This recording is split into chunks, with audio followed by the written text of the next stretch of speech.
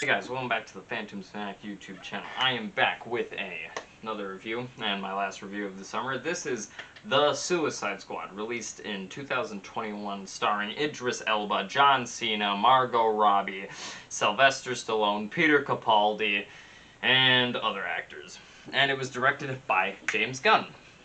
Anyways, so what I probably should mention first, because I haven't made a review of the first Suicide Squad movie, not this one called The Suicide Squad, is that I think the original is probably one of the worst superhero movies and worst DC movies fucking ever, because there's just so many plot problems. Like, the movie's just so dark and grim, and it's just not an enjoyable film. So, of course, some of the actors are good. You know, Margot Robbie, Will Smith is decent in that movie, but other than that, I honestly think it's one of DC's lowest, which is saying fucking something, because some of them have dropped the fucking have fucking dropped the ball on some of them. But let's stop talking negatives, because I actually really fucking enjoyed this movie.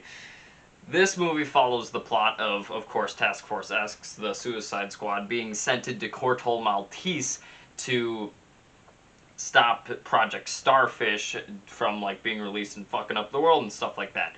We have Bloodsport, The Ratcatcher 2, Polka Dot Man, Harley Quinn, Rick Flag, The Peacemaker, King Shark, going in to stop all this stuff. And in my opinion, you get one of the most fun, entertaining fucking movies I've seen in a while. And a very good commentary on superhero tropes and stuff like that. One of my favorite things about this movie is that it is just non-stop entertainment and comedy and stuff like that. This is James Gunn unleashed. If this was a Guardians of the Galaxy movie where he could go rated R and stuff like that, to where he can use all of this vulgar, fucked up language and have some fucked up gore and kill whoever the fuck he wants. I love that, and it genuinely builds suspense because you don't know which of the characters are gonna die, and he actually makes you care for them. You know, King Shark, a man-eating giant shark dude, I genuinely cared for him, especially because he's played by Sylvester Stallone, which is fucking hilarious. But, you know, you genuinely invest with the characters, even though the movie, in my opinion, is lighthearted and colorful. That's what I love about this. The fucking original one was just dark and dreary with some comedy that landed, mainly due to the actors, but this one just fucking succeeded with its writing, with its characters, with all of it, with the style, especially, you know, when you have characters escaping some places, you have songs playing. This Harley Quinn escape scene is very fucking entertaining and stuff like that. And of course you have James Gunn playing old music, which I fucking love. It's just such an enjoyable film, and you know, you have fucked up gory bits that really I laugh at and enjoy, and all the action is pretty well done because it's mainly like gunfighting stuff, and it's very well directed because James Gunn knows how to do that, and I just really enjoyed it. And the fact that he's allowed to kill off some of the characters, there's some deaths in this where you kind of feel for them, but then you fucking laugh your ass off because of how hilarious it was.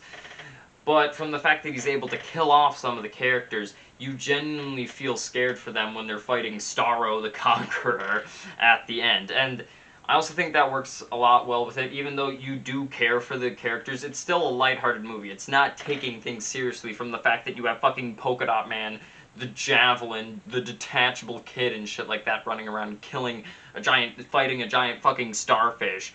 That's what I that's what I just fucking love, is that the villain is a starfish, but at the same time, not the villain, just a threat for the characters is a giant starfish, but it's still taken seriously, which makes it so fucking funny.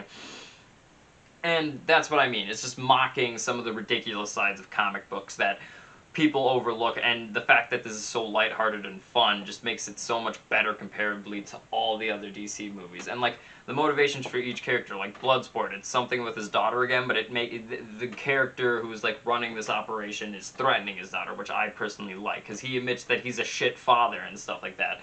It's just better written than the Will Smith Deadshot stuff in the first one, even though I don't think it's horrible what they do with him in that. But my major problem is that this movie does not have the balls to kill off Margot Robbie's Harley Quinn, so you don't really feel any threat, like any tension when she's on screen doing stuff, but mainly for the most part, I thought that the emotional center, and due to these actors' great chemistry, John Cena is great as the Peacemaker. All of these actors have such great chemistry and stuff like that, and there's like some twists and reveals to who the real villain is and what one character's motivation was that I thought was amazing, because in the first one, the villain is the fucking Enchantress, whatever the fuck that bitch's name was, which just comes out of nowhere, and like, that's one of my problems with the first one, is that this is all their fault, and they put together this team, something to stop powerful things like Superman. No, that doesn't make sense. But in this, they at least explain that they're covering up their own shit, the U.S. government is. And the U.S. government is the main villain in this, not the Corto Maltesians or Starro, even though they have fucked up origins. Starro is actually kind of a sympathetic giant starfish kaiju.